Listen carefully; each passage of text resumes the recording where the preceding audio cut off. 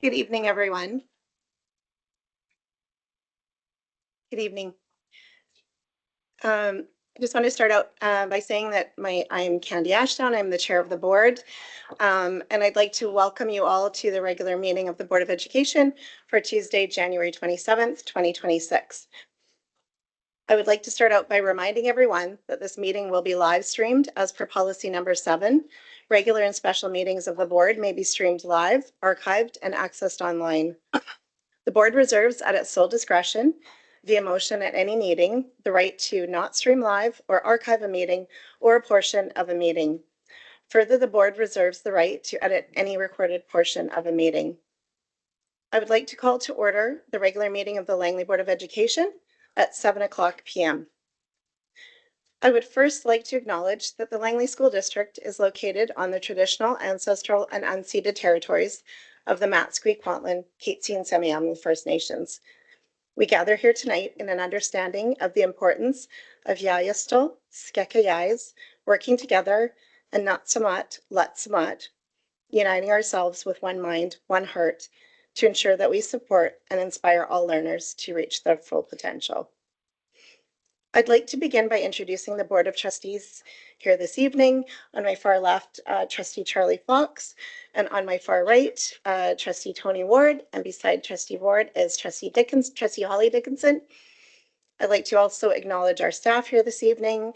To my right is Mal Gill, Superintendent of Schools, and to my left, Brian Isley, Secretary Treasurer. Also here this evening with us, we have Woody Bradford, Deputy Superintendent, Lisa Langeberry, Assistant Superintendent, Marcello Moino, Assistant Superintendent, Shind Chand, Assistant Secretary Treasurer, Joanne Abshire, Director of Communications, Judy Swanson, Executive Assistant, Paul Baboa, Technical Support Specialist 3, Jeff Fresco, Technical Support Specialist 2, Michael Morgan, Director of Student Support Services, Mike Pelachek, Principal of Vanguard Secondary, Brittany Reed, Vice Principal, Vanguard Secondary, Christine Thigeson, Principal, Alice Brown Elementary, Dot Tompkins, QP 1260 President, Tisha Kraft, DPAC Vice President 2, Kathy Gracie, LPVPA Vice President, and Taylor Photo, LTA President. And I hope I pronounced all of your names correctly. So my apologies if I haven't. I would first like to bring a report from in camera. Normally our vice chair would do that, but she's not here this evening, so I will give that brief report. At our in-camera meeting, we discussed legal and property, and also at a special in-camera, we discussed a board appeal. Trustees, you have the consent agenda before you. Could I please have a mover that the Board of Education adopts the consent agenda items as presented? Moved by Trustee Fox, seconded by Trustee Dickinson. Okay, all those in favor? Opposed? Carried unanimously. Then next on our agenda, we have consideration of the agenda. I've had a request for an addition to the agenda by Trustee Fox. So we're going to add under 9.2 a motion regarding Project Blackfeather. So trustees, it's now with the addition on the agenda, could I please have a mover to accept the addition to the agenda? Do I have moved by Trustee Fox? Seconded by Trustee Ward.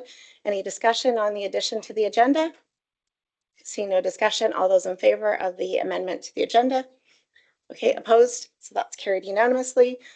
So now, trustees, you have the amended agenda before you, and could I please have a mover to accept the amended agenda as presented and sent to you on Friday, with the addition, of course. Moved by Trustee Ward, seconded by Trustee Dickinson. All those in favor? Opposed? Carried unanimously. Thank you. Great. All right, next on our agenda is the Superintendent's reports, 6.1 alternate and alternative programming. Am I passing this to you first, Superintendent Gill? Yes, thank you. Thank you, Chair. This evening we have a group of folks that are here to present on an amazing amount of work that they've been engaged in the last little while, trying to revision our alternate and alternative programs. And this evening is an opportunity to hear where we are as a district and how we'll be moving forward. And I'll ask Assistant Superintendent Mowino to do the presentation.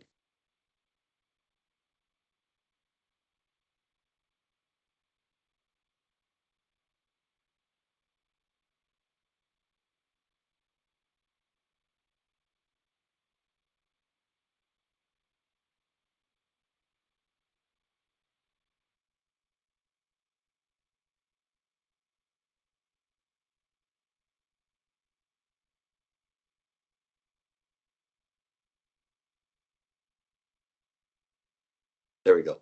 Thank you. Apologies. We know that there are many pathways to graduation in the Langley School District, and that there are times in the student's learning journey when their needs will differ. It is then up to the system to decide and figure out how is it that we meet the needs of those students. And again, sometimes when those needs are greater, as a system, we then need to meet those greater needs. And so with that, I'd like to share a little bit about alternative programs in the district and how they meet the needs of Langley students, as well as some directions going forward. Foundationally, I think it's important to start with an idea that has been around in the Langley School District for many years, the idea of ensoling our schools.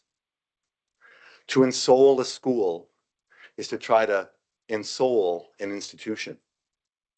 And very much the idea behind ensoling our schools is that our schools and our education system shouldn't be about the institutions, they should be about the people within the institution. So rather than asking students to meet the requirements of an education system that is unbending, instead, the philosophy is that it is up to the institution, the education system, and the adults in the education system to provide flexibility and to meet students where they are at. The importance of this cannot be overstated. At stake are the lives of every single student in our district. And if we truly believe that every child matters, then we will listen to student stories, we will meet their needs to help them find pathways to success, and that will make a difference for our communities going forward. And so we go back again to our district mission. Our district mission is to inspire all learners to reach their full potential and create a positive legacy for the future. Again, the emphasis being on all learners and full potential. When we look at the alternate vision, it is that all students have guaranteed access to Tier 3 academic and social emotional interventions in alternative environments at their home school. Also, that students should be able to access Tier 4 and 5 supports as needed at alternate schools, either after Tier 3 interventions have been exhausted or acute need is present. Let me explain a little bit further. An alternative program being different than an alternate program. So an alternative program is a program that exists within a comprehensive school, and it's funded as part of a comprehensive school. So a student in an alternative program that is taking 3 courses from grades 10 to 12 will be funded then for 3 courses, for example. In an alternative program, Tier 3 interventions are provided. And again, that might look like a youth care worker in terms of support and time. That might look like connections to a district-based team who then can provide district supports at the school level, again, to the needs of the student. The reason why alternative programs exist in comprehensive schools is that they're meant to keep students connected to their local community and supports. We know that foundationally, in terms of our ensoling our schools, the foundation are social emotional learning and the connections that happen between adults and students. And so again, research tells us that to keep students connected to their local communities as long as possible is the right thing to do. And in Langley, alternative programs only exist at secondary. An alternate program is actually considered a separate school by the Ministry of Education and Childcare, and it's funded differently. In short, a student that attends an alternate program or an alternate school is funded as a 1.0 student, whether they are there for 1 block or 7 blocks or 8 blocks. The idea being that the ministry has decided that a student who requires who has greater needs and requires greater interventions has stability of funding so that over time they can increase attendance and eventually become a full-time student, and then again eventually make their way back to their home school. In an alternate program, they provide tier 4 and 5 interventions, again, greater interventions or enhanced interventions. For example, a family support worker that might do outreach to a student who isn't able to make it to school regularly. It's a recognition that some students need unique and more intensive supports than their local schools can offer. And hence, that is why the Langley School District offers 2 alternate programs, which Director Morgan will tell you more about in a few moments.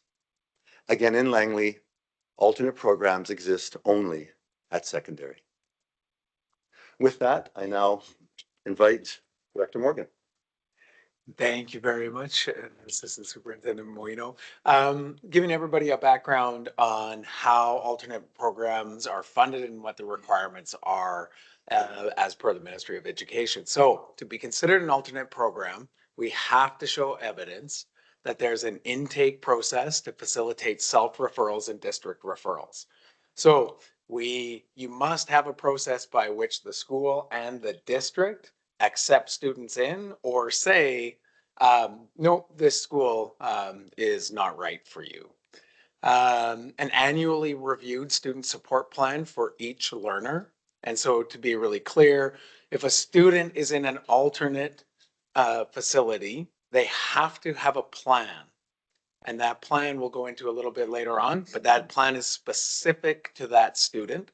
If that student is also a learner with diverse abilities, they must have an IEP. And if that student is an Indigenous student, they must be receiving Indigenous enhanced services. And if that student is an ELL learner, they must also have an AIP. But every student, whether designated or not, must have an annually reviewed student support plan. We must provide additional services required by the student population. So for example, Assistant Superintendent Moino mentioned a family support worker.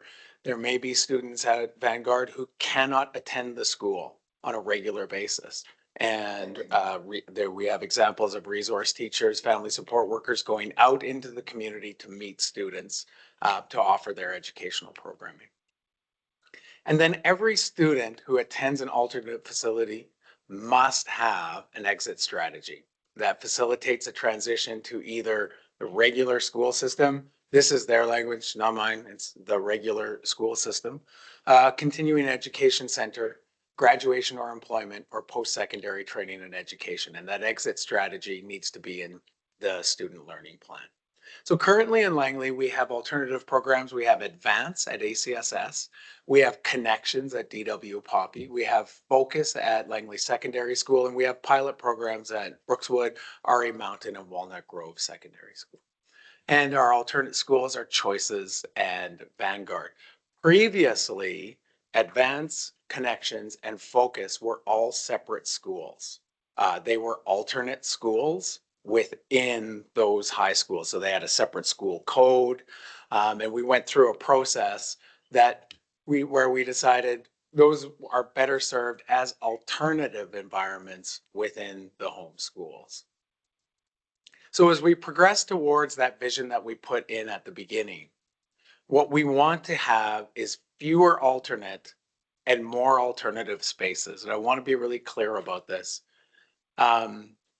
We all thrive best in the community that we know we've grown up and belong in. But at some point in time, we may be unfortunate and experience life events that require extensive supports that my home community is not able to offer. So I reflect on, I grew up on Haida Gwaii. The best supports are in that community. But if I need intensive medical intervention, I'm going to get medevaced out. I'm going to come down here. But the plan is always to go home. We will always need spaces to support the community members and students who need those spaces to be supported in. It also supports supporting by research and student feedback. As part of the youth engagement project, students told us we want to stay in our home schools. As part of the youth engagement project, students really said, we know we might need to go away, but we always want to be coming back. Evidence says students who stay at their community school graduate more often than students who don't. And evidence also shows that when you attend more schools, you are less likely to graduate than if you attend less schools. We've added the role of the district-based team, which is a district problem-solving strategy. So every school has a school-based team and an extended school-based team. So your school-based team is trying to solve problems for students, for parents, for teachers. The extended school-based team comes in with your school psychologist, speech and language pathologist, occupational therapist, inclusive ed teacher, instructional services teacher, Indigenous program staff. They come together to support the school team in that. And then we have a district-based team that says, hey, if that's not working, we can help as well. And then this final piece is the goal of alternative programs in all comprehensive secondary schools for September of 2026. I'm incredibly proud of the work that our principals and vice principals at those comprehensive schools have been doing since September. We have secondary networking a week from now. It's another topic of discussion about how do we provide alternative spaces for the students in our schools who need them. At this point in time, I would like to hand over the podium to Principal Mike Palachuk, Vanguard Secondary, and Brittany Reed. All right, thank you, Director Morgan. Thank you, trustees, and thank you, senior management, for this opportunity. We, speaking for Vice Principal Reed and myself, we are extremely passionate about the work we do. Even when we were not working in an alternate school and we were working in the catchment schools, we both consider ourselves the champions for those students that we wanted to keep in the school as much as possible. Recognizing that there is only so much a school can do, and there is a concept of a school exhausting all of its resources. That's a real thing.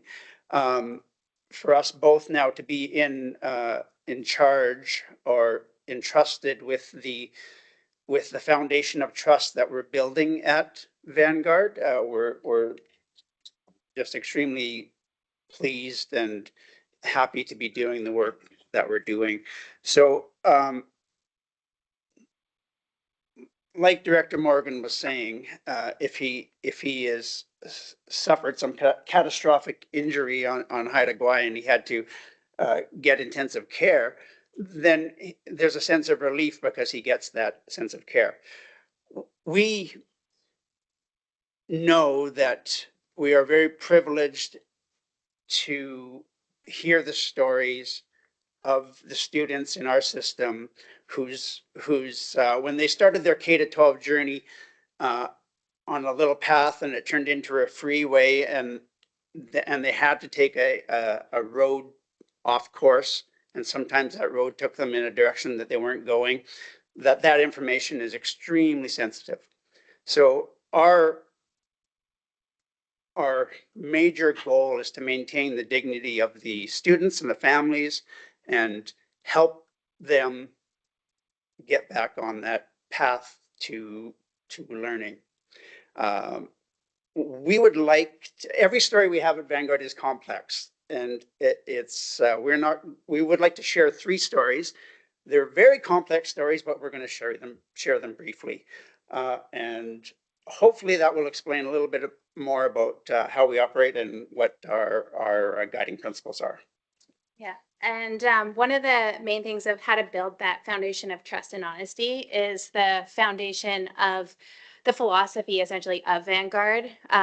So starting out that circle of courage that every student or every person really, particularly students at risk, need to feel that they belong, that they're capable of mastery, that the independence piece, that they're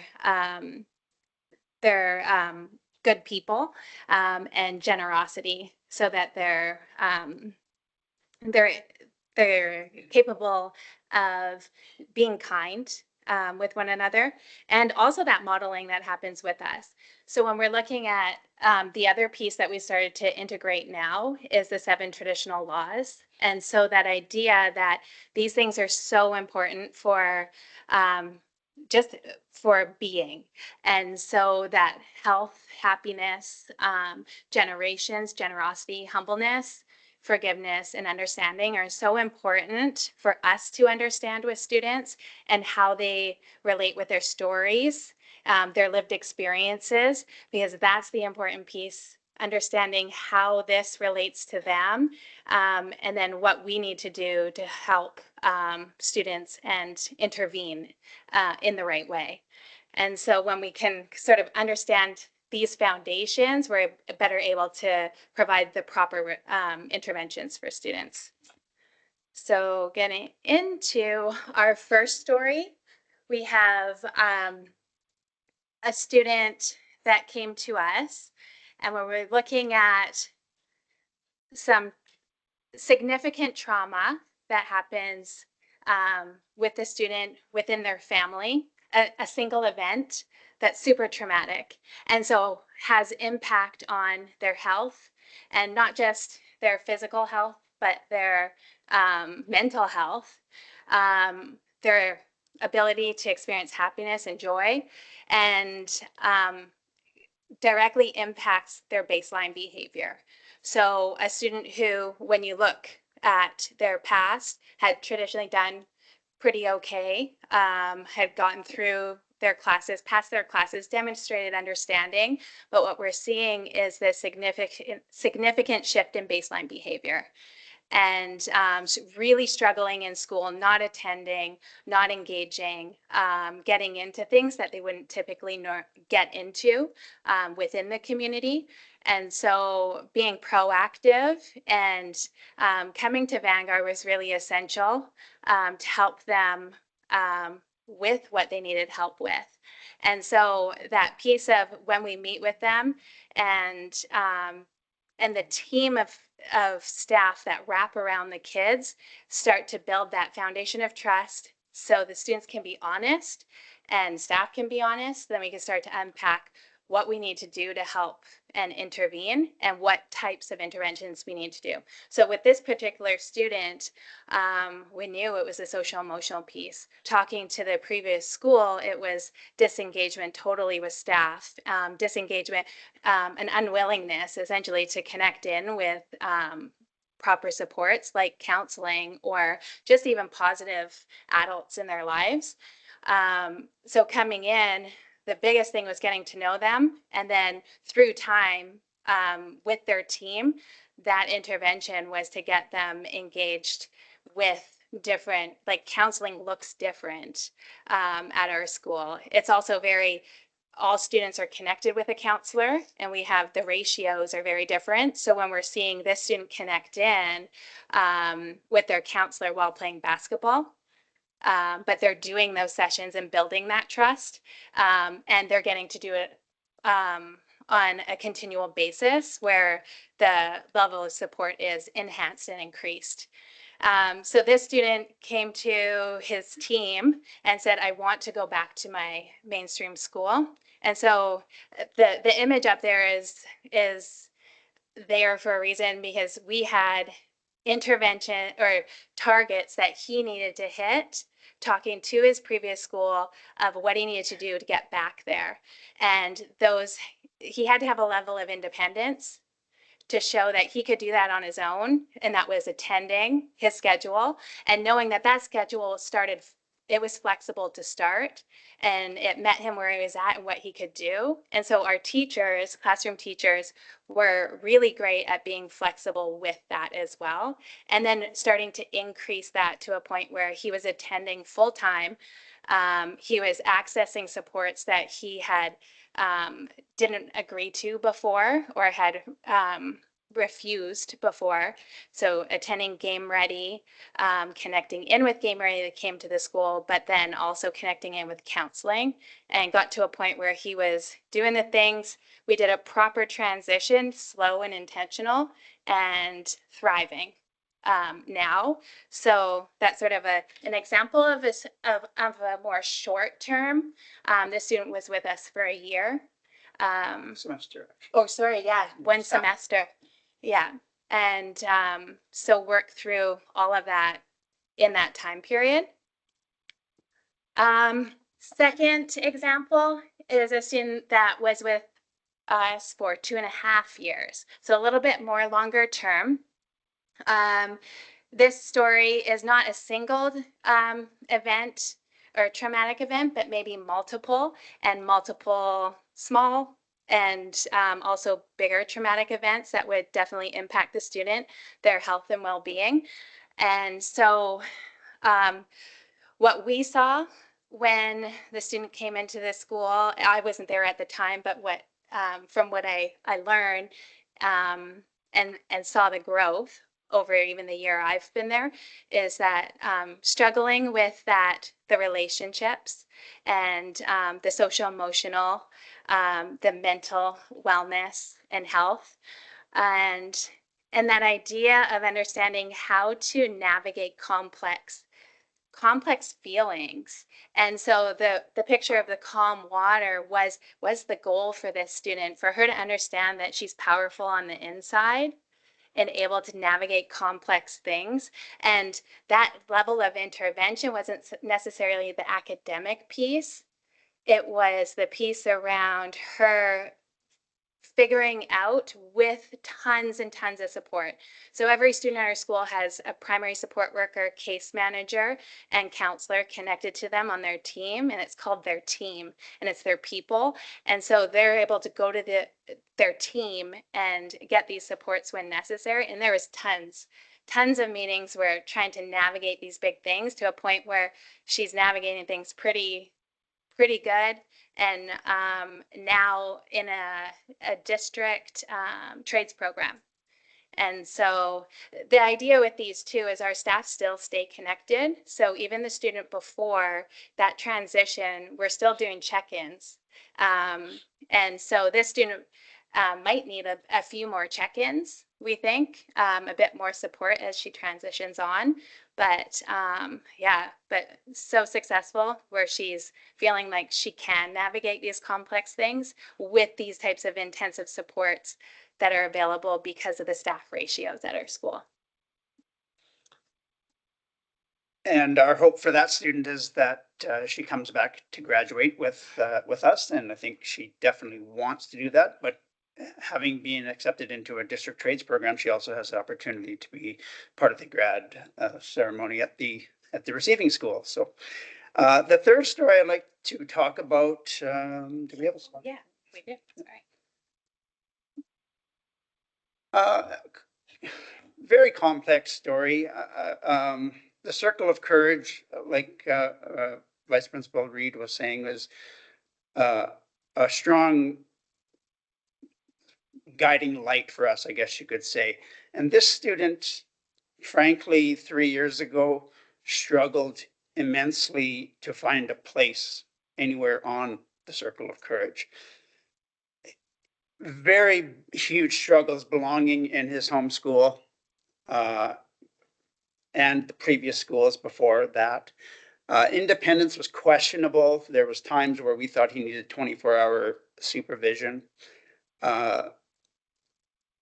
Mastery, I would say his creative art side, he definitely was moving somewhere near. If he was on the Circle of Courage back when he was in crises, he would have been on the masteries part. I think the generosity piece we're working on with him as well. But for this student and for our entire school, it's just a huge success story because he has moved in 3 years from a person who didn't belong anywhere and couldn't really give back anything to the community other than trying to shock or scare others. His behaviors were incredibly unsafe. It was a very difficult journey for him. We couldn't do it all alone. We reached out to Langley Youth and Mental Health, the Maples program. He did 6 weeks of intense therapy at the Maples program. Returned back to us, and he's a student who couldn't handle 8 classes for certain.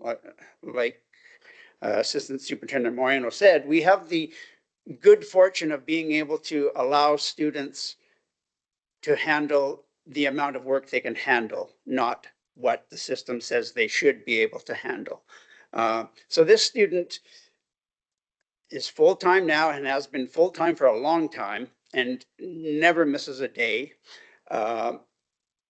Has such an incredible ability to be an artist that he has performed for the whole school twice. And part of that is he gets a lot of self-esteem from that. So it is true that a lot of it is self-centered, but we do see him wanting to do this to give back to the community, to have a reason for celebration in the school. And it's working. He belongs at Vanguard, and he needs to graduate at Vanguard. Right now we're working on post-graduation transitions for him, and he has, to his credit, gone to the carpentry program session today at Olive Grove, and yesterday went to the Pro Cook program at Walnut Grove independently, and participated in the learning sessions of whether or not those opportunities are for him. So I guess that's the final story we have to share, and I'll just pass it back to Brittany. And I think went too far ahead. Sneak peek. I think the big piece about this is that understanding the students' why and their story is so important in targeting what kind of interventions they need. Sometimes it's our full focus is on therapeutic supports, and it's that social emotional until we can even get to the point of mastery and thinking about school. Sometimes we can think about school, sometimes it can coincide, but it's so individual. And it's the collaborative nature of the school. So if you come into knowing the school, when you walk in, you can feel the care. Most people that walk in often come back. That's what happened to me when I walked in the school one time, secondary networking meeting, and then I told Lisa, I said, that's where I want to be. But you can feel it, and it's not fake, it's genuine. It's we care about these kids, we'll do anything for them. And that collaborative nature of a team approach, sometimes we don't know what to do. Sometimes we've gone like tier 4, tier 5, let's say even tier 6 interventions, and we're like, what? We're sitting in a room together, some people on the floor, and we're going, let's figure this out. And the creativity that comes and people thinking outside the box, it's a special place. And I feel like that picture there is when you see the example of the student, that was the picture I envisioned. Because when you see him walk through the doors, he feels like he belongs. It's like this, that he's walking through the doors and he says, good morning to everybody. And it's pretty powerful feeling. And you can't even describe it. You have to like see it to feel it and experience it. But it's pretty special place. And I think that big piece is that our goal is for us to make sure that every student knows that they're significant, like truly knows they're significant, that they're a good person, Often they don't think that when they come in, that they're powerful on the inside and that they're capable. And so if we can get that circle of courage whole, I think they're successful in whatever they choose to do and wherever they choose to go after they leave our walls. But thank you. Do you have questions? Thank you. So. Trustees, questions? Trustee Fox?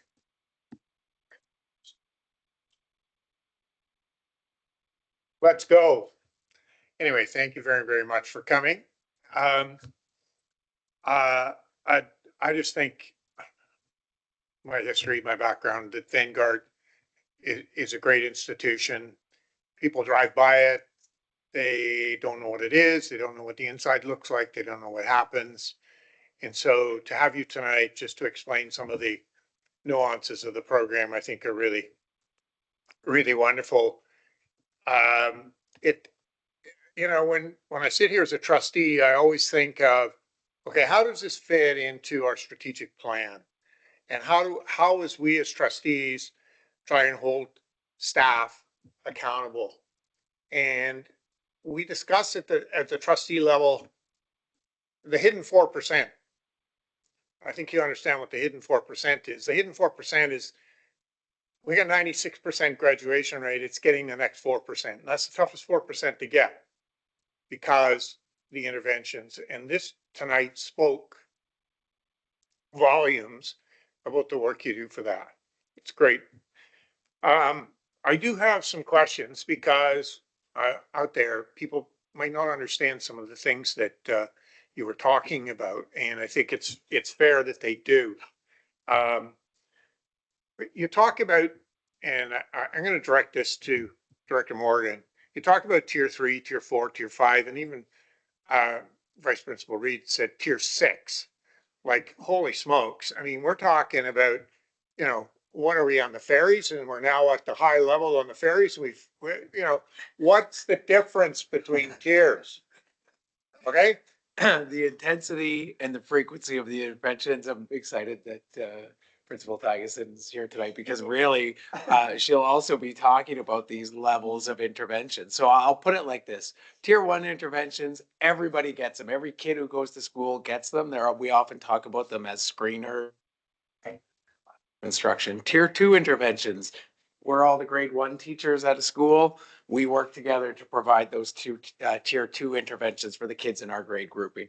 Tier 3 interventions are when really that extended school-based team starts to come in and go, oh, there's going to be some, maybe the occupational therapist provides those interventions, maybe a youth care worker, so someone outside of that grade group.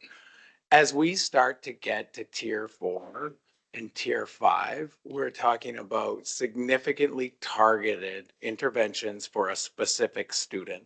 So for example, we may be providing cognitive behavior therapy at an offsite. We may be providing transportation to for the student to get to school and get home. When we talk about tier 5 interventions, we're talking about outreach. So families getting services outside of the school by our staff members going. And when we're talking about tier 6, it's like Vice Principal Reed said, everybody sitting around going, the heck are we going to do? But I think there's something really important happened tonight, Trustee Fox, when you said this 4%. And I think that's the most important part of this is those people in our community, they're going to experience success. And they're going to experience success because we've said, you're here, you're part of us, and we're going to figure it out. And Vanguard's invaluable for that. The classrooms are invaluable for that. But I think what you said tonight was extremely important. 96% is not enough.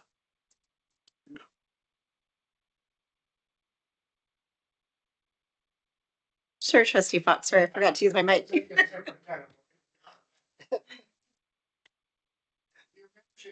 in your discussion the youth engagement process.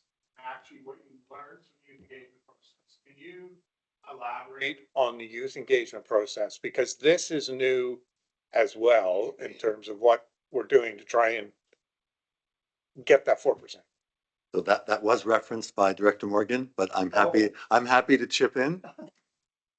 I think if we're really going to ensole our schools, that means not only do we hear student and you know, the stories of the people in the system, that means we have to make sure they have the voice so they can share their stories.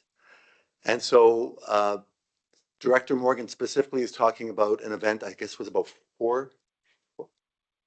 6 years ago now, where students from a wide array of schools, backgrounds, shared what mattered to them, and belonging first and foremost, and understanding that you belong where people know who you are, where they know your story.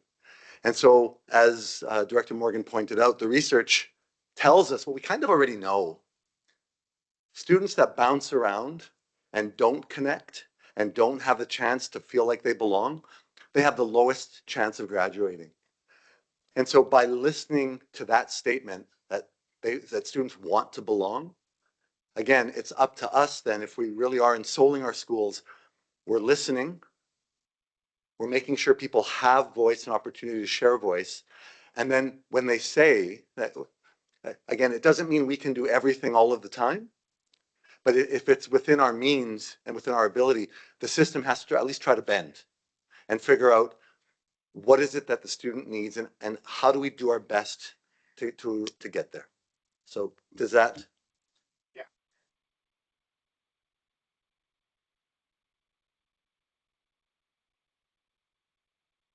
At some point, just to find the connectivity and if there's any change in emphasis. Yeah, the student voice sessions are continuing. It's important to mention that that particular youth engagement project grew out of one of our community's biggest tragedies ever. And we went and sought students who weren't experiencing success in our schools. So we found a targeted group of students. We went and said, who are these kids who may end up at Vanguard? Who are these kids who are completely disengaged? So we didn't go out. Yeah, I'm very proud of the work. I wasn't involved in it. Superintendent Gill was led that process at the time. I believe you were the assistant superintendent at the time. We didn't go and ask everybody what they wanted. We went and found a specific group of students who we knew had a need. And we've continued to do that through our student voice process. The next student voice process that we have coming up is members of our 2S LGBTQ plus community. Last year, we began the process of student voice for racialized groups of students. So we will continue on that path of bringing back students who we know aren't experiencing success and asking them, what is it that you need?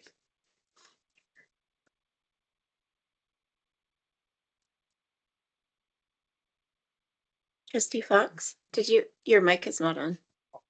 This one's to Principal Palashek. How many students at Vanguard? How many students at Vanguard? Well, at this time of year where we have our first day of our Q3 starts tomorrow. So we're taking some new students in and we are celebrating the transition of some students to other schools. So if I looked in our MyEd system right now, I would see 108 students. And if I looked on our wait list that we have operating, we have about 13 on there right now. So approximately 120 students. But again, transitions happen throughout the year. And this time of year is particularly a good one because we celebrate the ones who are moving on to district trades programs and the ones who have graduated. They've got enough credits. District trade programs, because obviously that if they can connect with that, that's awesome. You referenced that 3 stories, obviously distinctly different. Have you ever done an analytics on how long, what's the average sort of time frame that a student is in Vanguard, or is that really not a really good legitimate question, given the complexity of the individuals? No, I think it's an excellent question. It's philosophically, if you went through every staff member at Vanguard and asked them how long a student should stay here, you'd probably get a different answer. I'm guilty of saying I wanted to keep a student all the way to graduation until I was, and that's, I guess that's self-serving for us because we love to see the success that the students get. But we also know our main job in any school is to let when we release students to society that they can stand on their own. So we're shifting the first story that Vice Principal Reed spoke about, the student who spent a semester with us. That's a huge success story in our mind because he got to go back to his home school where he wanted to be, and he still has good memories of us and he still connects with us. So it's a really difficult question because it's so individually based. Yeah. And I understand that, but thanks for the work you do. Thanks for focusing on graduation, and it's good to see the success stories. I know a lot of them come with a lot of challenges, but everyone is another increment in that 4%. So thank you. And I will say, going to the Vanguard graduation is always a highlight because there's always stories that those students share. So You're all invited. You're all invited. oh no, we can't all go. Thank you. Well, maybe you're invited. We have space. We use the church in the valley, and we honor. We don't honor hundreds of students like the other schools, so we do have space. And as much as we like to protect the dignity and privacy of our families, we want to celebrate their stories. We want people to know what Vanguard is, but we're torn because we have to protect them too. So. Thank you. Good questions, Trustee Fox, and good comments. Yeah, thank you. I will move over to Trustee Dickinson, who also had a question or comment. I was going to start out by saying that I've had a great pleasure of being the last couple of years of speaking at Vanguard's graduation. Don't be telling them about this. No, it's not a chance. It's been such a privilege to be able to bear witness to their academic success and to get to listen to their stories. I am so proud of the work that you are all doing there. I think it's absolutely fantastic. And it makes me feel very hopeful for the rest of our district and our kiddos that maybe are struggling in mainstream academics. And so just thinking about that, and because these issues don't happen kind of in a silo and just start happening at grade 8. Are there any plans to bring some of what we've learned at Vanguard and the other alternative programs to the elementary and middle schools? Certainly, and we already have one of the goals, I think, of Vanguard when the school first opened was that they would have practices that other people would then take on. So Project Resiliency Elementary Middle is a perfect example of that. Project Resiliency Elementary Middle provides tier 4 and 5 interventions to students in elementary and middle schools while they stay in their school. And they take the exact same domains that Vanguard staff and Project Resiliency staff have worked on for 17 years and provide those to students in their home schools in, kindergarten to grade 7. Vanguard staff have also spent a significant amount of time nurturing the staff from Walnut Grove, RE Mountain, all of our composite schools as they've come out to build their alternative programs, because we really want to build that link between the schools. So all of those practices are starting to spread out. Yeah. Thanks.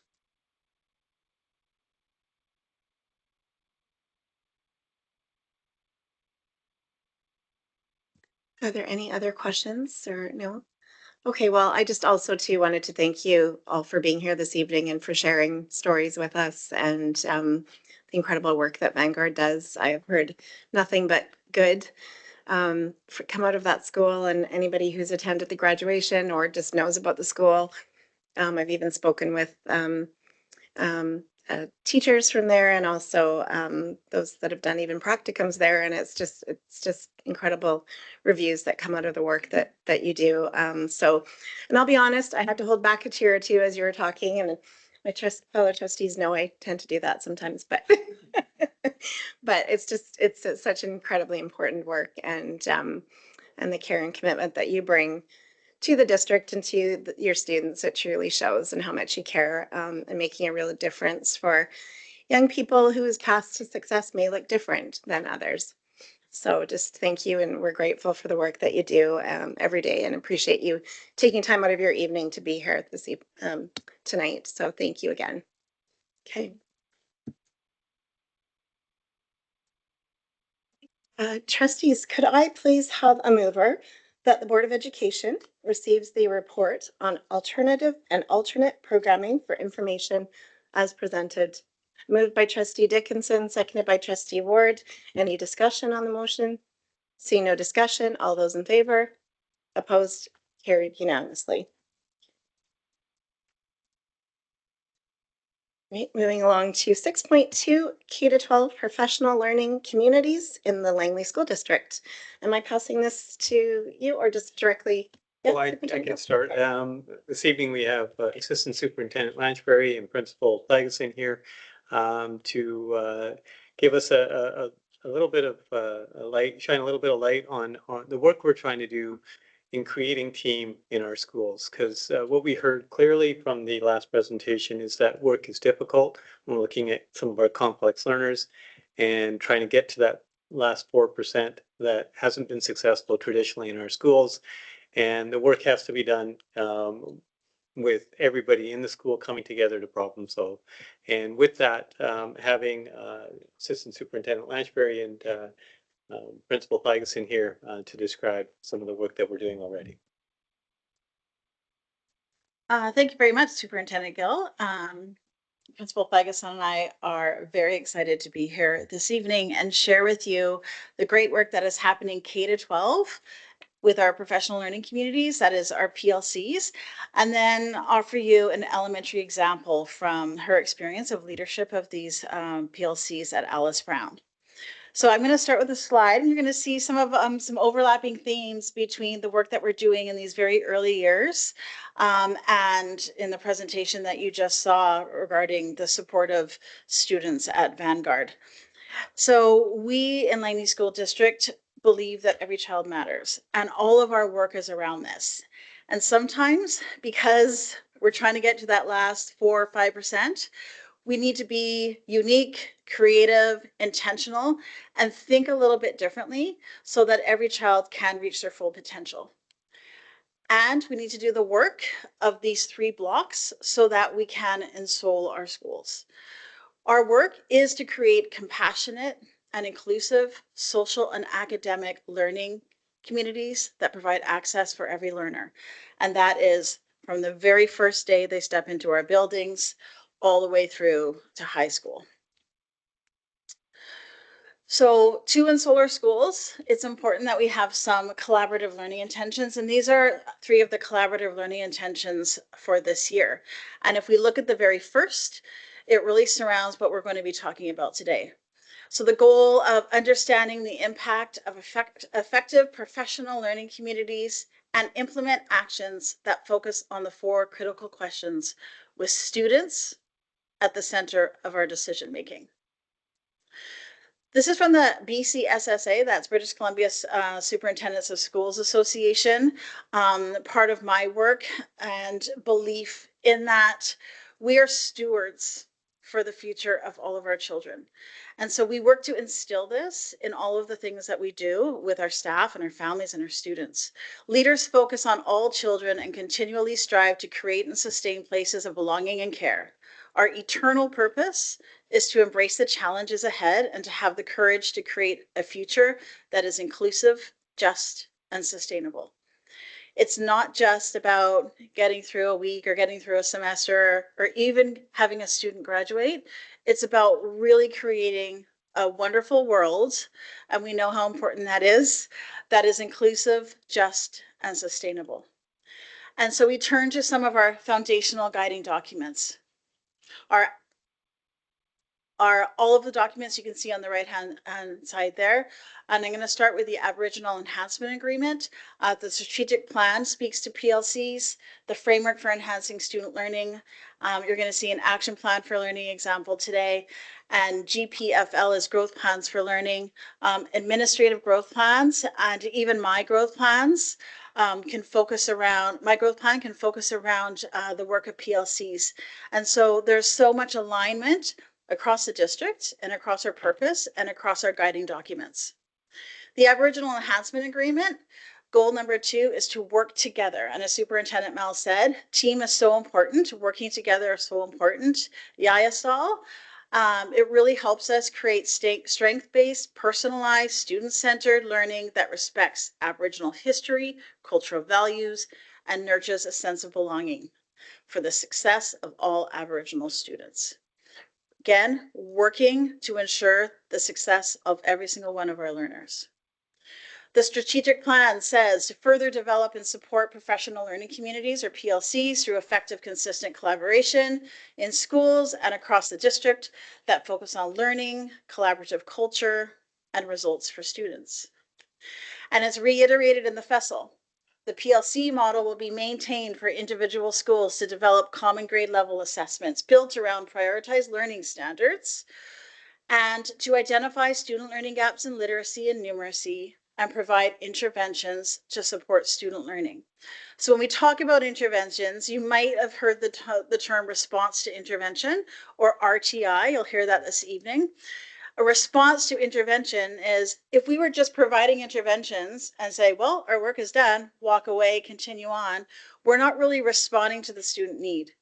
The importance of our work is to provide the intervention, see how it works, analyze it, collect the data, go back and have further conversations, and then respond. Did that intervention work or not? And that helps us be more intentional and more focused in. So really, what I've already talked about is the 3-block model to Solar schools, but the foundation of that has to be professional learning communities. It has to be people coming together, working together, talking about the same purpose, which is how can we ensure that all of our learners are being successful? Under that 3rd block of systems and structures lies what we might call our curriculum as educators. We aim to create a professional learning culture where we're talking about learning, we're talking about a collaborative culture, and we're talking about results orientation. We're going through those 4 critical questions, which we'll dig into a little bit later in PLC time. We're building that collaborative culture with teams and creating collective commitments, creating schedules so that all teachers can come together at certain times and have that collaboration and PLC time. And we're talking about what does the data say so that we're not just, again, shot in the dark, but we're making intentional data-based decisions. DE4 is the foundation of this work. Way back, even previous to 2006, what are professional learning communities? Defined as learning communities that are committed to an ongoing process in which educators work collaboratively in recurring cycles of collective inquiry and action research to achieve better results for the students they serve. So again, looking at what's happening, responding to what we know, seeing what's the gaps are and how we can close those gaps and be more intentional to close those gaps, all for students so that every child can be successful. What you see above the surface is a flourishing, growing, developing being or child. And what you see below the surface is a whole bunch of work and machinery and the cogs interconnected and working together so that the child can flourish. And it's complicated work. It's complicated and important. And we have to remind ourselves what are the purposeful elements of a PLC. So they're the formal mechanism for what you see there. Common assessments. So coming together and talking about what is it that we're going to use to find out what students know. If teacher A and teacher B use completely different assessments, that's not going to work when you're really working together to respond and in a common way. The collaborative data analysis, again, it was part of that third tier of results orientation. Looking at the data together and coming up with a plan together is key in the work of a PLC. Identify learning gaps from that data so that you can make a plan, and then aligning interventions and supports. We want to say that the students in classroom A and classroom B are having similar interventions and supports, and even in school A and school B, so that students are getting what they need in an aligned way. As part of an education system, we know that our work resources are finite. So when we are in a situation where our resources are finite, we want to be really careful with them and protect them and ensure that we're using what we have to the best of our ability and leveraging it in a way that we're not going to run out. And so we're going to turn a little bit to some research now to explain why we are calling on response to intervention and professional learning communities as one of our resources. So this is work that's done by John Hattie, and he talks about what are all of the impacts that could have an effect on student learning. And years ago, he started with 150 he analyzed, and now there's up to 350, and he continues to do the research. And there's 4 different zones of impact. The first zone of impact in the red are those things that could happen for a student, either by a teacher or outside of the classroom, that are actually going to have reverse effects on student learning. You can probably imagine what some of those are. In the yellow zone, you have developmental effects. So things that would happen outside of the classroom that are just part of a student's development. It might be how inquisitive they are. It might be their maturity level. And then we move to the orange zone, the teacher effects. Those are some things that maybe have a little bit of impact, some things that aren't quite at the 0.4 hinge point, because what John Hattie says is everything in that blue zone, that 0.4 onward, is going to have the most impact on student learning, and those are the strategies and actions that we should be leveraging and doing in the classroom. Just a few examples. Collective efficacy, 1.57. You can see that's even off the scale. That's the collective belief that teachers and educators can have an impact on student learning. So if you have 4 teachers coming together once a week talking about what they can do for students, that's going to have a 1.57 possible impact on student learning. We must do this work if we know that that's the impact it possibly could have. Teaching strategies that promote student-teacher relationship. When you come together with teachers and share where they are and have those conversations about learning and how could we share some strategies and what could we do, and your response to intervention ends up being small group instruction, that's going to have an impact of 0.52. Again, 0.4 is that hinge point of impact. Well-structured professional development, knowing that you're coming together week after week and having those conversations about student learning and about high impact instruction and how we can respond. And again, Christine's got some great examples. A 0.9 impact of knowledge and a 0.6 impact of their behavior, so that it actually is actioned after they know it. And then response to intervention, so creating the plan based on that data, is a 1.9 impact.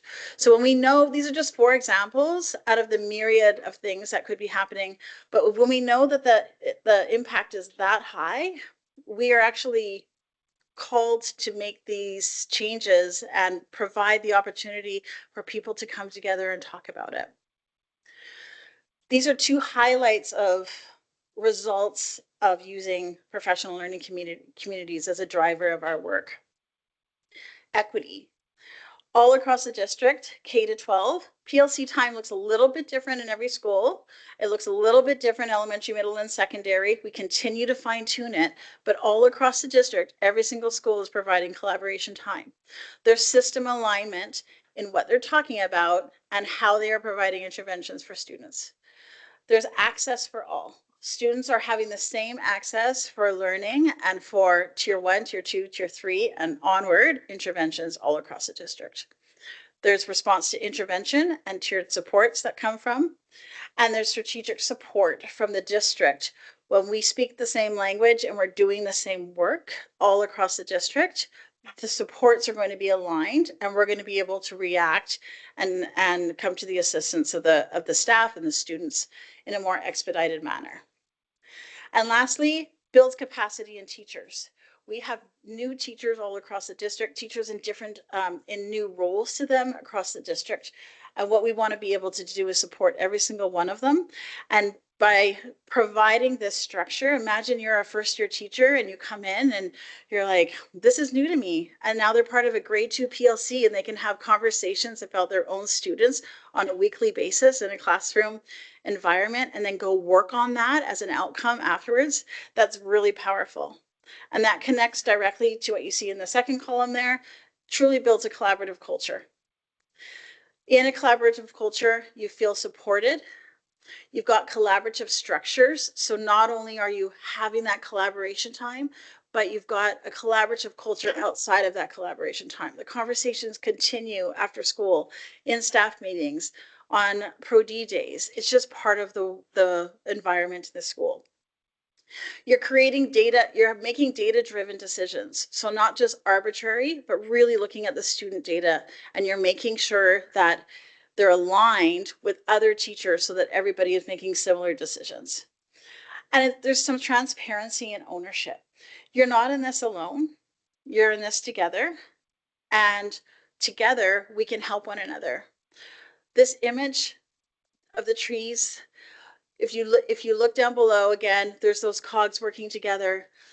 But if you know what we know about trees, the roots really interconnect to be stronger in order to grow and to flourish.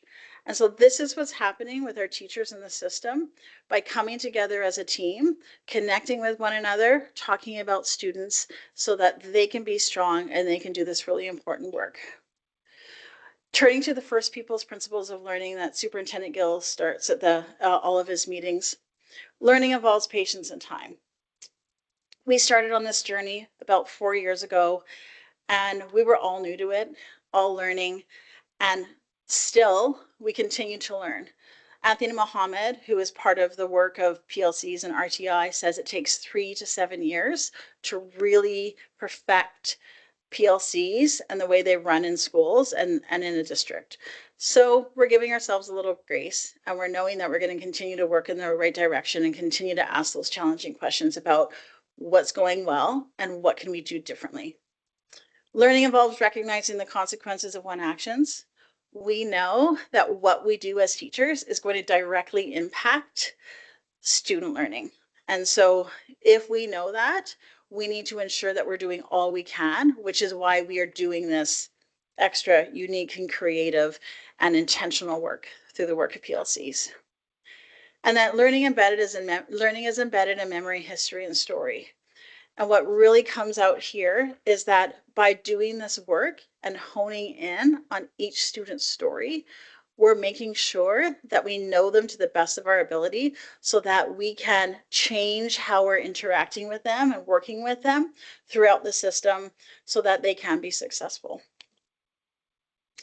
So we have something called the District Guiding Coalition, and a guiding coalition is a team. It's a team of administrators and district administrators, and in every school, every school is working to have a guiding coalition as well. And in the District Guiding Coalition, our work is to help administrators. And we ask this question: how do we effectively use PLC time K to 12? And we come together and we talk as a whole group, and then we break out elementary, middle, and secondary because we're all doing this work, but there's similarities and differences. And we talk about what are the strategies and actions we need to make in order for the PLC time to be flourishing in schools.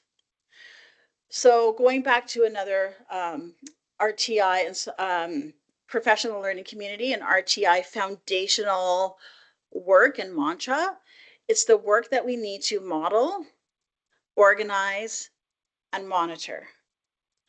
We need to, as educators, model the type of learning and learning and teaching and learning for our students. We need to make sure that we're organizing our schools or the district so that this can be happening.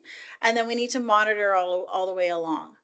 So what we do is we come together as a guiding coalition and we do that work for the admin so that as administrative leaders, they can go into their schools and do it for teachers. So how do principals do this? How do principals model, organize, and monitor in schools? Well, this is where I am proud to hand off the presentation to Christine, Principal Thigeson, who's going to share how she does this at Alice Brown. How does Principal Thigeson model, organize, and monitor the PLCs at Alice Brown?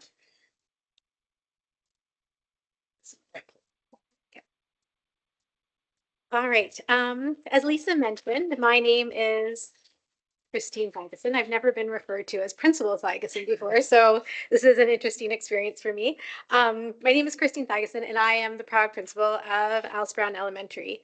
Professional learning communities are an important part of school plans, including Alice Brown's. And as such, it is critical, absolutely necessary that principals, including myself, are modeling, organizing, and monitoring professional learning school communities in our school.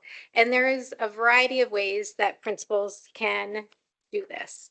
So in terms of modeling, principals model PLCs by supporting teachers in their selection and creation of common assessments. And then principals support those teachers in their administration of those common assessments to their students. Principals model PLCs in their school community by designing ways to collect data and then working with teachers to analyze and understand that data from those assessments better. We model, administrators model by participating in district level PLCs. So this includes networking and then district RTI guiding coalition meetings. Lisa just spoke to that a minute ago. And then, of course, weaved into all of this is the principal's clear communication of a consistent message. And that is that learning is collective, learning is continuous, learning is focused on teaching and improving student outcomes. So a quote, as a leader, your job is to ensure your team can do work efficiently. The most meaningful talk here is often listening and asking the right questions. Being present and intentional, it matters. So principals model so that school-based PLCs can be high performing and work efficiently. Because when this happens, good things happen for kids. Now, just a moment ago, I was speaking about how principals model PLCs in their schools. So moving along to organize. How do principals organize PLCs in their school communities? There's a few ways that we do this. We create a schedule that provides classroom teachers and non-enrolling teachers a time to meet. Now, once that schedule is created, then we have to do our best to protect it. Because if meeting times are canceled, the PLC collapses. Okay. At our schools, we established a school-based RTI guiding coalition. So this is a team of teacher leaders who work together to develop and implement RTI structures. And those structures can include master schedules and annual learning cycle calendars. And at Alice Brown, there's 8 teachers on our RTI guiding coalition. And so there is primary representation, intermediate representation, and then there's non-enrolling. So resource, library learning commons, and ELL. In addition to that, we also provide weekly communication to staff, and we ask them to complete different activities during their meeting time. And we do this ensuring that teachers see the alignment between the task that they're doing, the school's action plan for learning, the FESL, the broader strategic plan, and then the Aboriginal Enhancement Agreement. So I have spoken about how principals model and organize. Lastly, speaking about how principals model PLCs in their school communities. Principals either attend meetings or they review the fillable documents that teachers are asked to complete during their meeting time. I'm very fortunate at Alice Brown because I'm able to attend all the PLCs that are happening, at least for a portion of the time. And then principals, including myself, also use staff meetings, design and assessment days, school improvement days. And during these times, we design activities to deepen teachers' understanding about what RTI is, response to intervention, the 4 critical questions, and then the purpose of PLCs. So taking this full circle, connecting back to the beginning of the presentation, Lisa showed the slide. Why do we do this? Because every child matters. By engaging in PLCs, we determine the academic skills that students are lagging, and then we work together to design targeted interventions so that we can fill those learning gaps. And you can see 3 pictures here up on the screen of this happening at Alice Brown at 3 different grade levels. So 2 more quotes. The most valuable resource that all teachers have is each other. Without collaboration, our growth is limited to our own perspectives. And it's amazing what can be achieved when we work together, moving in the same directions. So when teachers work together in high-performing PLCs, amazing things can happen, not only for the students who have their learning gaps filled, but also for teacher wellness and teacher retention. What we are trying to do is avoid teachers from working in silos. This is not efficient for so many reasons. We want to eliminate the silos, and PLC implementation does that. PLCs make it so all of the gears or all of the cogs of the school work well together. And when all of the gears of a school are working efficiently together, this is important. Why? Because every child matters. Thank you. Thank you very much. Trustees, are there any questions? Do you have any questions or comments or no? Okay. Well, thank you both for being here this evening, and it's nice to see you. I know Assistant Superintendent Lynchbury is usually with us, but you aren't. So thank you very much for being here this evening. It's nice to see you, and of course Lisa as well. And of course, we always like to see you. But really appreciate all of your work, and it's incredible. I'm always in awe every board meeting we have when we have presentations from our staff. What good work we're doing in the district. So thank you. Thank you. Okay, so looks like no questions. So, all right, trustees, do I have a mover, please, that the Board of Education receives the report on K-12 professional learning communities in the Langley School District for information as presented. Moved by Trustee Dickinson, seconded by Trustee Fox. Any discussion on the motion? Seeing no discussion, all those in favor? Opposed? Carried unanimously. Thank you. Moving along to Secretary Treasurer's Report, 7.1, Annual Review of Trustee Remuneration. Should I pass this over to you? Yep. Secretary Treasurer Isley. Thank you.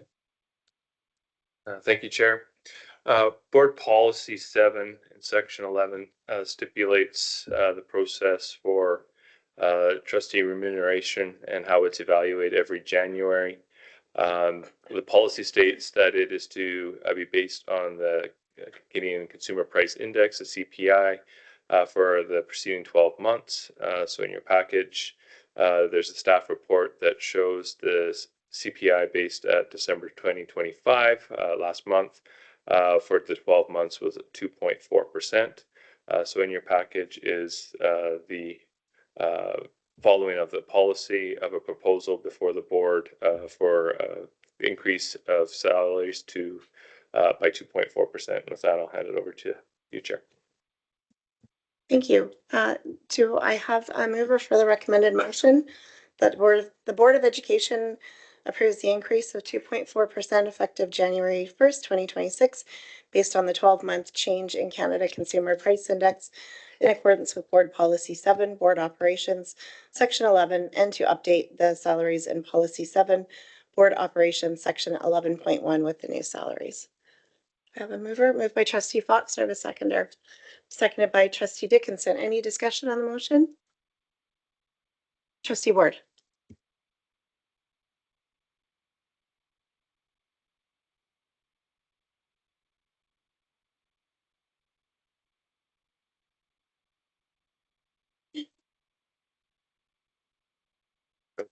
There we go.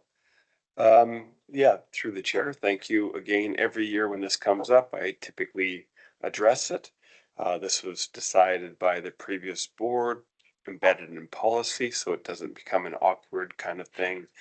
To do a cost of living increase, that's what it's intended to do. It's not meant to be a voting for our raises, even though public politicians can always look. It's a challenging thing to kind of vote for your own cost of living increase, but that's why it was embedded in a policy, and to kind of distance ourselves from that. Once every 4 years, it would be a more substantial increase to keep up with inflation. So that was the basic reason behind it. And, thank you. Thank you. Any other discussion on the motion? Seeing no discussion. Oh, Trustee Fox? Yeah, I just reiterate what Trustee Ward said. I can reflect on years back when the trustees thought it was a good thing for many years not to take have it tied to any specific process like this, and it ran into significant problems because there was a sudden need to increase it. I think they got paid $11,000 then, but the catch up was substantial and had to be significant in order to even align closely with what the value of their contribution was. So I'll be voting for it. I think it's the right way to do it. Thank you, Trustee Fox. Any other comments? No. Okay. All those in favor then of the motion? Opposed? Carried unanimously. Thank you. Right, moving on to number 8.1, notice of motion return, policy 9, board representatives. I will explain this one as chair of the policy committee. I'm just going to get to my page here. So at the November 18th, 2025 regular board meeting, trustees may remember that we passed a motion to serve notice of motion to the district's education community and our education partner groups that we intended to adopt the revisions to policy 9, board representatives, at the January 27th, 2026 regular board meeting. The notice of motion that was served requested feedback. No feedback was received. Just to explain I know trustees have this in your package, but just to explain to those who are listening, the revisions to policy 9 were due to a ministerial order 217/2024 on Indigenous Education Councils, which requires all districts to have an IEC or an Indigenous Education Council. In the Langley School District, Yaya still fulfills the role of the Indigenous Education Council, and these changes are now reflected in the School Act, Section 87.001, and require districts to have an IEC and define the requirements. So as such, staff had recommended removing the terms of reference for Yaya still being a board committee, as IECs are no longer under the direction of individual districts. So that is the change. So Could I please have a mover for the recommended motion that the Board of Education approves policy 9, board representatives as presented? Moved by trustee Dickinson, seconded by trustee Fox. Any discussion on the motion? Seeing no discussion, all those in favor? Opposed? Carried unanimously. Thank you. Okay, we're moving on to new business. Under 9.1 BCST motions, I know we have 2 motions that were distributed to trustees from other trustees. I believe, so trustee Dickinson has one that she will be making, as well as trustee Fox for BCST motions. So is it okay if I start with you, trustee Dickinson? Okay, go ahead.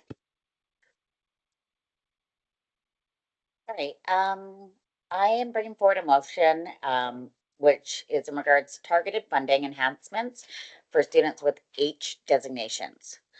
So my motion is, whereas British Columbia's Inclusive Education Framework, as set out by the School Act and Inclusive Education Students with Disabilities and Diverse Abilities Order, requires boards of education to provide appropriate programs and services to students with disabilities and diverse abilities. And whereas students with H designations, intensive behavior interventions, or serious mental illness frequently present with complex, intensive, and variable needs that require consistent adult support throughout the instructional day. And for some students, bell-to-bell educational support worker assistant coverage is essential to ensure safety, regulation, and meaningful access to learning. And whereas the current supplemental funding provides for H designated students is allocated as a single fixed amount of $12,300. And that does not reflect the range or intensity of student needs, nor does the funding coverage cover the actual cost of full-time educational assistant support, which is approximately $51,000 to $54,000. Whereas this funding structure often requires boards of education to either A, subsidize bell-to-bell support coverage through general operating funds, creating ongoing budget pressures, or B, stretch support staff hours by having students share support services despite one-to-one coverage being a necessity. So whereas inequity is created between designated students as priority for educational support workers is allocated to students with behavioral needs over those with academic needs. So be it resolved that the British Columbia School Trustees Association advocate to the Minister of Education and Childcare for the increase to the inclusive education funding model specific to students with H designations, including consideration of sliding scale or multi-tiered funding approach so that districts can apply for and receive additional funding that more accurately reflects the intensity of student need and enables school districts, where required, to fund full-time bell-to-bell educational assistance support. Thank you, trustee Dickinson. Do I have a seconder to the motion? Seconded by trustee Ward. Would you like to say anything more on your motion, trustee Dickinson? I think I covered it all. A few whereases there. It's good. Yeah, just a few. Okay, any other trustees have any questions or comments on the motion? Trustee Fox. Yeah, thank you.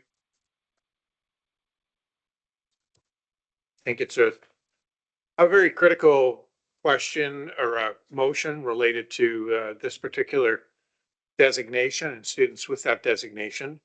I think one of the key pieces that I have experienced myself in the system is the fact that with the lack of full coverage, the fact that you have to share services, and just as we saw tonight with our presentation on Vanguard and the program that they offer, the consistency of support is critically important to the sense of belonging that goes with those students and the functionality they have in the school. So I really support this. I think that it's really critically important that H designation, those students do get full-time appropriate funding it's not necessarily a lot of students, but it's a very important piece to their educational program. So thank you for bringing it forward. Thank you, Trustee Fox. Any other questions? No? Okay. All right, so we have a motion that's been moved and seconded. So could I please have a show of hands for all those in favor of sending this to the BCSTA? Any opposed? Carried unanimously. Thank you. All right, moving along to you, Trustee Fox, for the other motion that you have put forward to trustees to take to BCSTA to hopefully take to their AGM, I guess. Thank you, Chair Ashdown. My motion is the Teacher Resource Replacement Fund. Whereas teachers routinely provide personal classroom resources and effects for the benefit of students and instruction, and whereas during room clears or student crisis incidents conducted as part of trauma-informed, safety-focused responses, these personal belongings may be damaged or, in some cases, destroyed.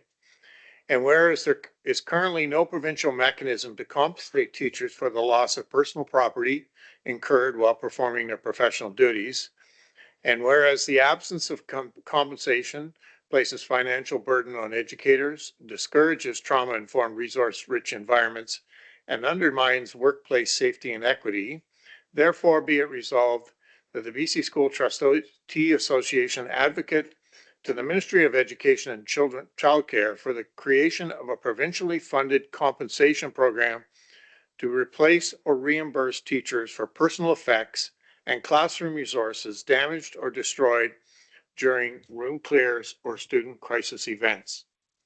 And further, resolve that this program be timely, accessible, non-punitive, and aligned with trauma-informed and inclusive education practices. I so move. Thank you. We have a motion moved by Trustee Fox. Would you like to say something?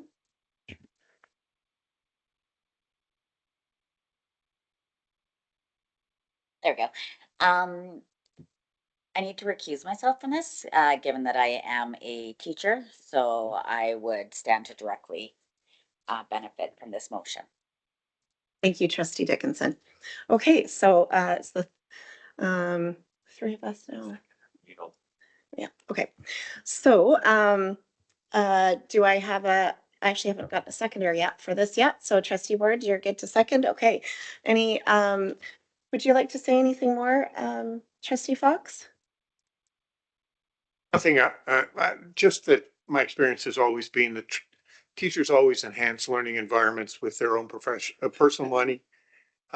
It's unfortunate when things get destroyed, and it would be, I think, advantageous for any teacher to, when learning materials are destroyed or otherwise compromised, that those be replaced with a fund as described in the motion. So I think it's important to recognize that. Thank you. Okay, so I don't see any other hands. So could I please have a show of hands for those in favor? Opposed? Carried unanimously. Thank Um, Would you like to say something, Trustee Fox? Thanks, Board Chair Ashdown. Before we leave 9.1, we have the other motion that I moved, and I just wanted to update my colleagues on that particular motion. You want to do it under trustee updates? Well, that motion will be going to the BCSTA as well, right? You can do that under trustee updates, definitely. Okay. Yeah. All right, so the next item on our agenda is 9.2, a motion regarding Project Black Feather. So I will pass it over to you, the mic, Trustee Fox, to make that motion, and then I will come back to you if you'd like to explain it a little bit after. Okay, I'm going to make a motion here with respect to Project Black Feather. That I'm going to go right to the motion. I'll go to the rationale second. That the Langley Board of Education write to the local members of Parliament to advocate for the continuation and sustained funding of the Federal Building Safer Communities Fund, it's the BSCF, beyond its current end date of March the 31st, 2026, recognizing the critical role that the BSCF funding plays in supporting Project Blackfeather within the Langley School District. And that the correspondent highlights the demonstrated value of Project Blackfeather as a collaborative, evidence-based prevention and intervention program that strengthens student engagement, supports vulnerable children and youth, reduces risk factors associated with gang and gun violence, and contributes to safer schools and communities through measurable outcomes. I so move. Thank you, Trustee Fox. Do I have a seconder? Seconded by Trustee Dickinson. Okay, back over to you, Trustee Fox, if you'd like to say anything. Thank you. Yeah, I would. We've had a couple of very, very excellent presentations tonight, and I think Project Blackfeather fits the dynamics of Project Blackfeather fit very well with especially our first presentation tonight. So Project Blackfeather is a joint initiative between the City of Langley, the Township of Langley, and the Langley School District, funded through a very unique federal Building Safer Communities Fund.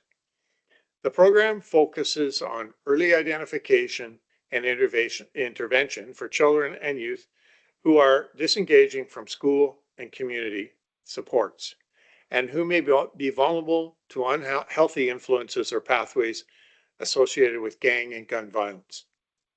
Unlike many prevention interventions, Project Blackfeather is designed to track and quantify outcomes, providing evidence of changes in engagement, behavior, and connections to the school and community supports. This aligns directly with the objectives of the Building Safer Communities Fund, including strengthening community-based prevention strategies, advancing evidence-based interventions, and supporting long-term sustainability programs. The Building Safer School Communities Fund is scheduled to conclude in March the 31st of 2026, just around the corner. Continued federal investment is essential to sustain the process made through Project Blackfeather, protect very vulnerable students, and ensure our community remains equipped to address the long-term risks associated with gun and gang violence. So Project Blackfeather is very different than what we heard tonight because of the educational focus of this. This is focused on interventions for students who are, for lack of a better term, completely off the rails and headed down the wrong path. It's a very important piece to the educational outcomes that we look for in the district. It's a unique program. It's quietly flies under the radar, but it's had tremendous positive effects in our community. Student focused. When I say student focused, it's focused on the students, the age of students, age of youth that are our students in our schools, and who are completely disengaged. So I'm hoping that with the advocacy that our own staff are doing, we can engage the MPs and get them to advocate on our behalf for the continuation of this program. Thank you, Trustee Fox. Trustee Dickinson.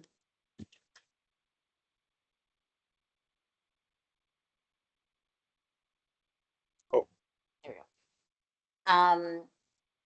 Vanguard and Project Blackfeather have such a big part of my heart that anything that I can do to help obtain continued funding, I am more than willing to do. So I am very happy to be supporting this motion tonight. Thank you. Any other discussion, questions? No. I too am very pleased to support it.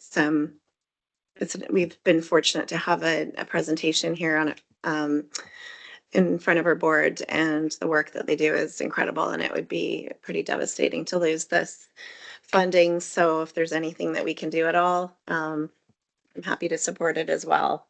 So happy to work on that communication with our members of parliament, and hopefully maybe some advocacy will do some positive work and continue the funding. So okay, so seeing no other hands for Discussion, could I please have a show of hands for all those in favor? Opposed? Carried unanimously. Thank you.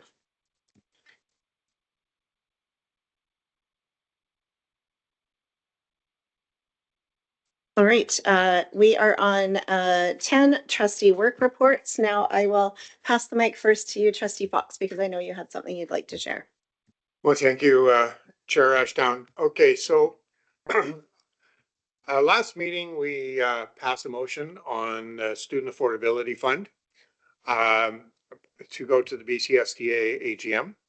I took it to the Metro Vancouver trustees meeting, of which I'm a delegate.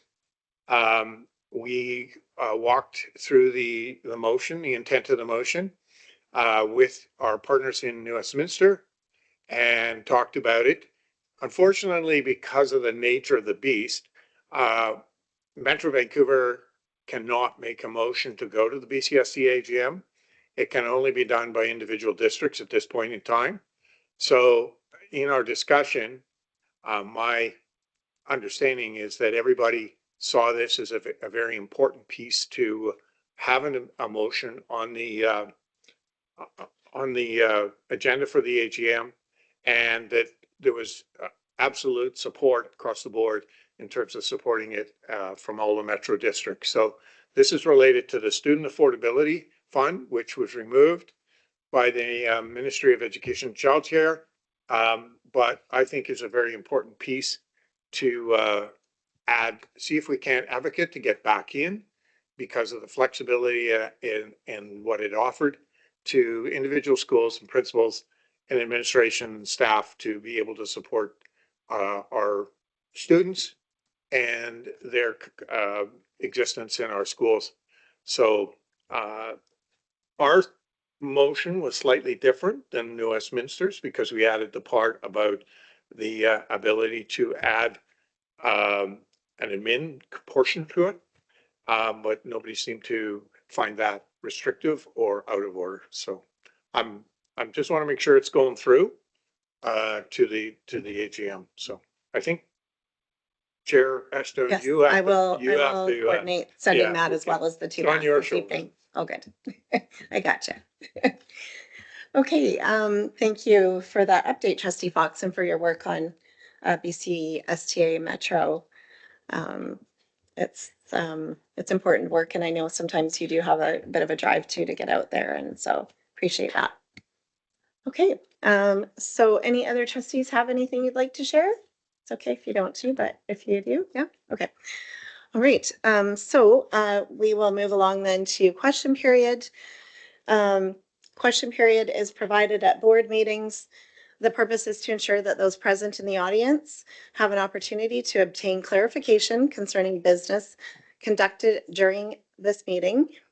Priority will be given to responding to one question per person before considering further questions from any individual.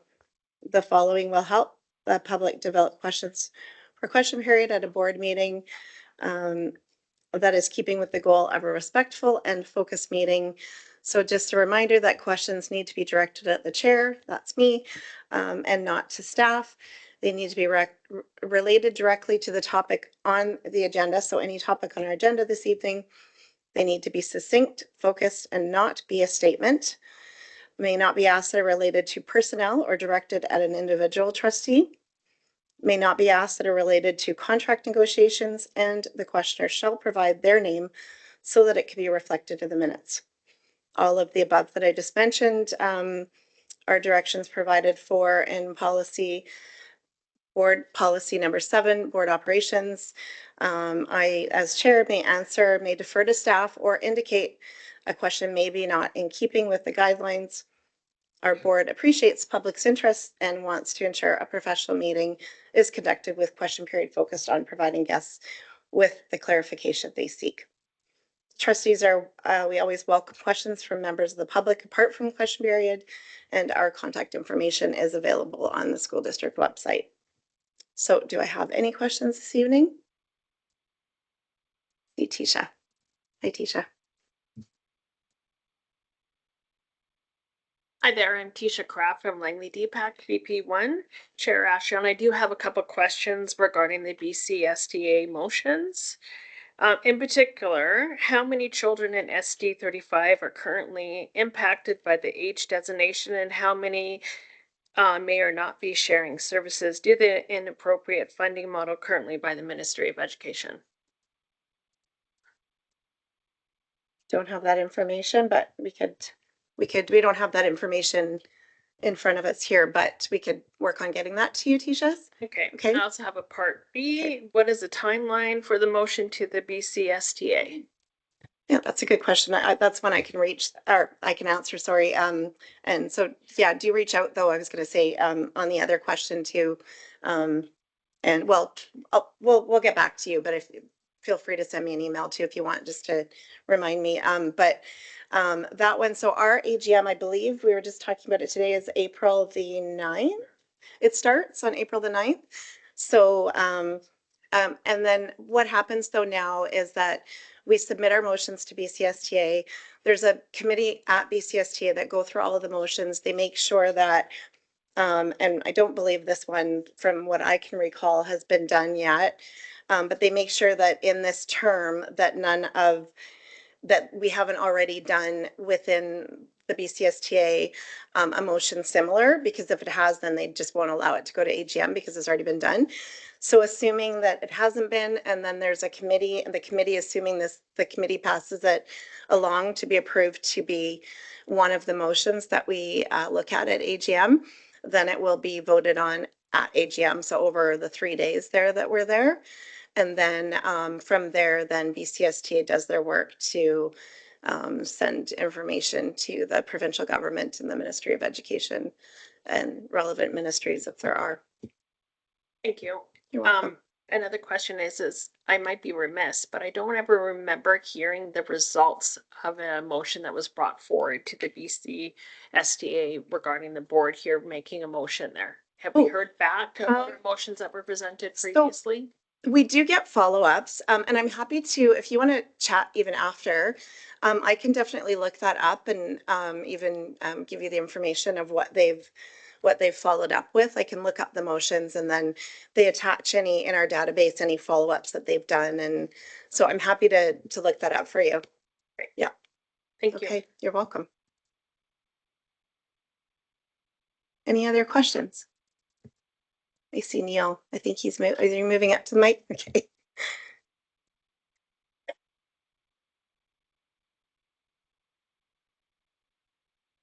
Come. I have to push it. I'm good. Neil Turner. Just wanted to say, love the presentation on the PLCs. I think that's an excellent thing. I'm a big fan of collaboration. It was mentioned in it that there are variations within the school district of what PLCs are done at different schools, elementary, middle, and senior. I was wondering, could you give some examples of the variations of what it looks like in school and how that's governed? Can I pass this over to you, Assistant Superintendent Lynchburg? Okay, thank you. I'd be happy to answer it. First of all, the facilitation of PLC time at elementary looks different depending on how the principal and school team has decided to make that happen. Some of them have assemblies where they gather similar grade groups, and then those teachers can go and have their collaboration time. Then some of them have supervision time where they actually take the students themselves and have some outdoor activity time with the principal, and they can make sure that the teachers have their time. At secondary, some of the schools have chosen to have special presentations where they come in and work with, for instance, the grade 9s. So that the grade 9 teachers can have collaboration time, and some of them work on different formats where the secondary students can have hub time, so they go and they learn and choose what their specific learning would be, while the teachers go like for some enhancement or some extra support, and while the teachers go and have collaboration time. So it varies depending on the school. there's lots of conversation within the school with the staff about what's best for the staff and what's best for the school. Yeah. So Can I follow up? You have a follow-up question? Yep, go ahead. Yeah, so just, I'll look at you because we're talking. But I'm going through the chair. You just have to go through the chair, but it's all good. Yeah. Just in terms of variation, even within the school and the participation, is there collaboration or even the governance of, there's a certain amount of time that's given to PLC? Is there kind of a standard that would be wanted between the schools and even within the same school in the same grade? All right, I'll pass this, the mic back over to you, Assistant Superintendent Leachberg. So one of the examples today, I know Principal Thygesen spoke about it a little bit, was about how Alice Brown is a smaller school, I believe off the top of my head, maybe 14 divisions. So she has the ability to go and spend 15 minutes in each PLC group and has created a schedule that allows her to do that so that she can contribute to the conversation, but also learn directly from them in the moment. Transfer that to a larger school, which may have like 28 divisions. You're not able to do that to the same degree. So what they have in place is that, and again, it varies on the exact like platform that they use, is they might say, you know, in a OneNote, add your meeting notes in there. And if you have any questions for me, I can think off the top of my head, Topham, for example. If you have any questions for me, ask the question in the notes, and then I'll do a follow-up with you when I have the opportunity. So it might be like, we found that a certain intervention worked really well for these students. Are we able to perhaps purchase an extra set of XYZ so that we could have more opportunity to work on them in small group instruction? And then the principal is like, let me look into it, and then they'll do a follow-up when there's time. So that's another way of staying connected. Schools, and again, we're on this learning journey. You know, it takes 3 to 7 years to make sure that we're getting there. Schools are actually giving, like providing teachers tasks to complete during collaboration time, and then they might circle back during a staff meeting and bring everybody together and say, okay, like let's talk about what you learned during that time, and let's support one another outside of your own collaboration group too. Good. It's just a few examples. Yeah, I'll try and phrase this as a question without it Okay, being thank safe, you. I but appreciate that. Not a statement, yes. Just Thank you. supporting it. I think it's a high value, but to find ways that it can be governed together so that there's a standard for everybody, because the research that you gave was excellent and you saw how that works. So can you bring strategies with other governances to be able to mandate it a little bit more? And I'll leave it there. That was a question, I think. Oh, I'm going to pass this over to Superintendent Gill this time. As mentioned already by our assistant superintendent, we're early in the process, but certainly that's a conversation we've been having collectively as a leadership team. Just reminding everyone that the time that we're talking about is instructional time, because we want to make sure that the teachers are focused in, they have the time within the school day to actually do that work of collaboration together while the students are still there. So doing that at the same time can be difficult. And so providing that time can be difficult as well. You have to be really, really creative to do an overall system piece. That's a different step altogether. And it's one that, again, we're not saying no to yet, but certainly it's something that's complicated, and we continue to examine what's happening in other districts as well as what we can do in our own district to make something like that happen. And again, we have partners in the room that certainly would be part of that conversation as well. Thank you. Thanks. Thank you, Neil.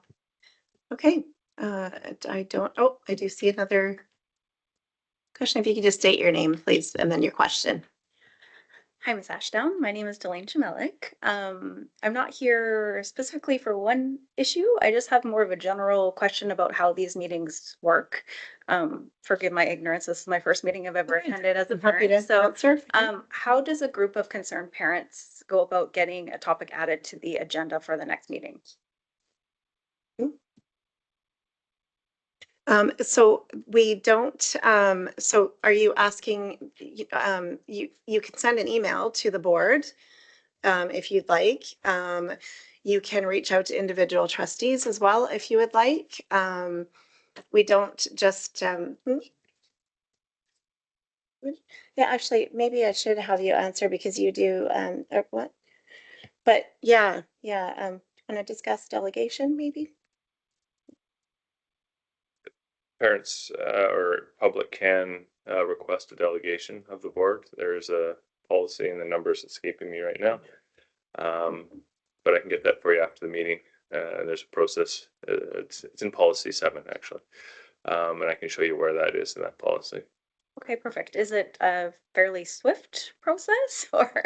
Well, there's a certain timeline and we can get that information for you. I believe it's a couple weeks before, at least That's 2 weeks before the board. prior to a board meeting. meeting. And it's determined by the agenda setting committee, which is made up of the chair, vice chair, superintendent, and secretary treasurer. There is some process that people do have to follow to do so, but it is fairly straightforward in the policy. And then sometimes things are put on the agenda, sometimes things are, we go back to delegation and ask for it in writing instead. So it just depends. So, but more than happy to explain the process to you. Okay, perfect. Thank you. You're welcome. Okay, I don't see any other speakers. So we are at the end of our meeting. So I will just ask, please, that I have a mover that the meeting adjourn at 8:55 p.m. Moved by Trustee Fox, seconded by Trustee Dickinson. All those in favor? Opposed? Carried unanimously. Thank you all for being here this evening.